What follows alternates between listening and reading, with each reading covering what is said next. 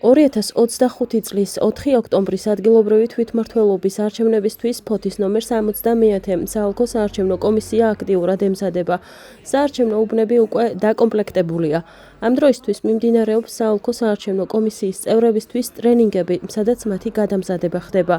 დეტალურად საოლქო საარჩევნო კომისიის თავმჯდომარე სალომე როდონაია გვესაუბრება. 2025 წლის 4 ოქტომბერს იმართება ადგილობრივი თვითმმართველობის არჩევნები, სადაც ამორჩეულ აქვს შესაძლებლობა ხმა მისცეს როგორც პარტიას, მერს, ასევე მაჟორიტარ კანდიდატს. რაც შეეხება ფოთის შემთხვევაში, ჩვენ გვაქვს 24 საარჩევნო უბანი და 24 საარჩევნო უბანში, იმის გათვალისწინებით, რომ ფოთი არის თვითმმართველი ქალაქი, ამორჩეული რომელ უბანშიც არ უნდა მივიდეს, მას დახვდება ელექტრონული ტექნოლოგიები, ეს არის როგორც ვერიფიკაციის, ასევე ხმის მთვლელი აპარატები.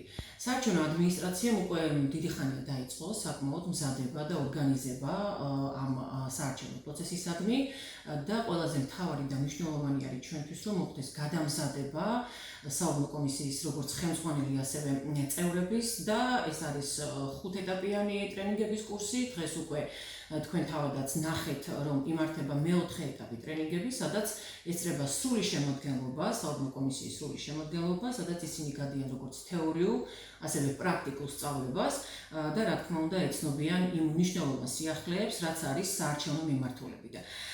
უბნები ფუნქციონირებას დაიწყებენ უკვე 4 სექტემბრიდან და რა თქმა უნდა ეს გადამზადება, რომელსაც გადიან კომისიის წევრები, საჭიროა იმისათვის, რომ ამორჩეული, რომელიც მივა 4 ოქტომბერს საარჩევნო უბანზე, სრულად მოხდეს მათი მხრიდან მომსახურება და რა თქმა უნდა მათ გაიარონ ყველანაირი პროცედურა ელექტრონული ტექნოლოგიების გამოყენებით, როგორც ვერიფიკაციის, ასევე ხმისმთვრელი აპარატებით. აღსანიშნავია, რომ საარჩევნო უბნები ფუნქციონირებას 4 სექტემბრიდან დაიწყებენ. 4 ოქტომბერს ადგილობრივი თვითმმართველობის არჩევნები ელექტრონული ტექნოლოგიების გამოყენებით ჩატარდება.